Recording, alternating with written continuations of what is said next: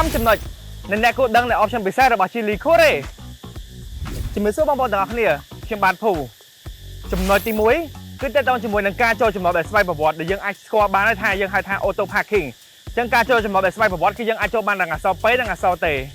ចំណុចទី2គឺតើតើជាមួយនឹង smart key smart Chili Kore គឺយើងបំពាក់ជាមួយនឹង smart key ហើយដែលពិសេសគឺយើងអាចបញ្ជាពីចម្ងាយបានដូចគ្នានៅពេលដែលចតហាលថ្ងៃចំណុចទី3គឺតើតើជាមួយនឹងកាមេរ៉ា Smart Chili Kore បានបំពាក់ជាមួយនឹងកាមេរ៉ា540ដឺក្រេហើយដែលពិសេសគឺយើងបំពាក់ជាមួយនឹងកាមេរ៉ា record មកជុំឡានជូនបងប្អូនទាំងអស់គ្នាទៀតអញ្ចឹងអត់ត្រូវការដាក់កាមេរ៉ា record ទេគឺយើងមានភ្ជាប់ជាមួយនឹងកាមេរ៉ា record auto ចំណុចទី4ការ design Smart Chili Kore ដូចជាបងប្អូនអាចមើលអញ្ចឹងការ design ជាលក្ខណៈបែប sport car ដែលយើងហៅថា Land Sport ប៉ុន្តែ Land Sport យើងគឺ on budget មានហាជាលក្ខណៈកូនកាត់ពិសេសមែនទេសម្រាប់យុវវ័យទាំងអស់គ្នានិងចំណុចទី5ជាចំណុចចុងក្រោយគឺ drive mode សម្រាប់ Chili Kore បំពាក់ drive mode រហូតដល់4យើងមានដូចជា eco comfort sport ហើយដែលពិសេសគឺ adaptive ដែលបងប្អូនអាចផ្លាស់ប្ដូរ drive mode ទាំងអស់គឺដោយ auto បានវាអាចនឹងស្គាល់ថាបងប្អូនត្រូវការប្រើ eco គឺវានឹងផ្លាស់ប្ដូរទៅ eco ជូនបងប្អូនទាំងអស់គ្នាតែម្ដងនេះហើយគឺជាចំណុចទាំង5ដែលពិសេសរបស់ Chili Kore សូមអរគុណ